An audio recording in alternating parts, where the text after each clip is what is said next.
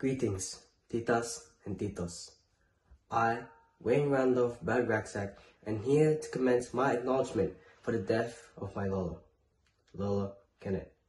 I first want to apologize that I cannot go there because I have future exams setting up, and they are necessary for me to complete. First things first, I want to state how sweet and loving my grandpa is, Lola Kennett. Beforehand, I was annoyed because Lola Kennett would always ask me to play on the piano. I didn't want to play the piano for him because I want to do my own things like playing games or playing Roblox. But looking at it now, I reflected that he wanted to support me. He wanted me to thrive and to succeed. Another one was when I was annoyed because he would not hear me. I would always have to scream at him just because he couldn't hear me. But then I realized that he was old and he really couldn't hear, reflecting at this time. And now I've learned to be patient and to be kind. The last thing I want to say is that how Lolo really cherished me and really supported me. Back then, he really wanted me to stay back in the Philippines because I was leaving to New Zealand. He offered me a laptop, he offered me tuition, but I rejected it because I was studying in New Zealand. Lolo was a very kind and very sweet grandpa. I really miss him that much, and I wish that he'll have a good time in heaven.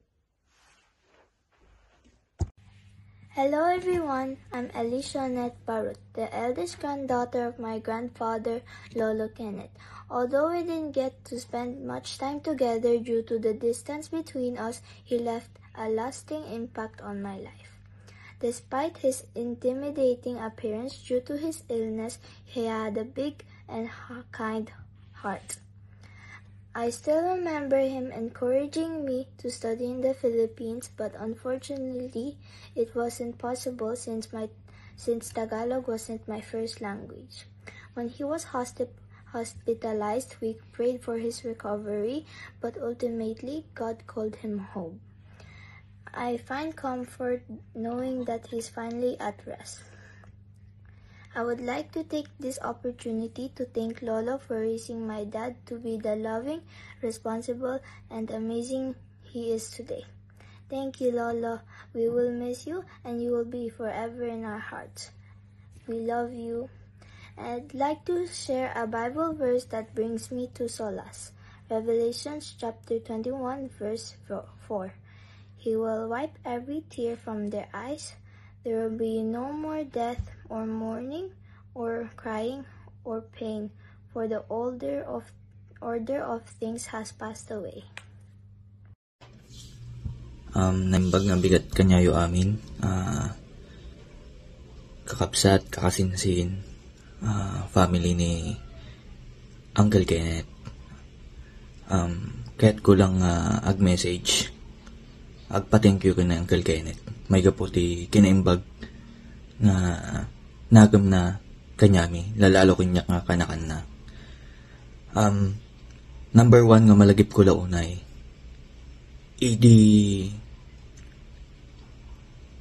inayaban nak nga agtrabaho jay National Irrigation Administration niya Lasam. Nabayag ng Uncle Kenneth nga nagtrabaho di jay as operator iti excavator. Way back 2012 iti first nga nag-board exam na, and unluckily gaputa aduuna iti problema that time ket jak na paggasatan di first board exam ko ket malayip ko launay January February may jibalay ng Uncle Kenneth kunana makmap kaya't mo trabaho iti niya kunana naasi unay ng Uncle Kenneth kanya jaka mo Uncle kailangak pa ilate ag-review ko kailangak pa ipasa ti board exam mabaling umay ka pala trabaho di jay habang trabaho ka, mabaling ka mga self review ko na. Kaya that time, nagpanunot na kinapatang ng Uncle Kenneth ni Inang. Kanday di tatang. Kit ko na Alawan, sige man nga uncle, agyaman nak. Tatan, kinuyog nak nga mapanagi pa sa ti requirements di niya. At that time, orayan underboard nak pa tinanggap nak tiniya as engineering assistant B. Tatan, habang tabtrabaho nak self-review nak. From February, March, April, hingga na iti May naglibahon. Nakaurnong nakon iti pang board exam ko. Ken, luckily, sisibiyag pa iti lolo, ket nauray da iti pinagpasak ti board exam. Kaya datoy nga tulong na, atoy na imbag nga nakam na. Kaya forever ko nga treasure. Uncle, uri man, nakapag-thank you kanyang personally. Very, very thankful na. In my mind, in my heart, uncle. Thankful na, kasi nagsimpat ka unay kanyak. Nanipod idubing na, noong magpaspasyar na itabalyo. At dalat ta ka na yun, toblerin ko, agkapu Canada nga mai-share mo. Maminsan, agpasakibot ka pa'y kinyak ti limagasot. Thank you unay, uncle. Thank you unay, uncle.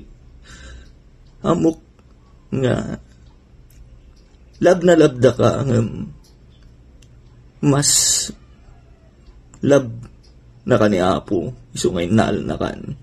Nalpasan. Ti oras mo dito'y lubong, uncle. Thank you so much, uncle. Sana masaya ka ngayon.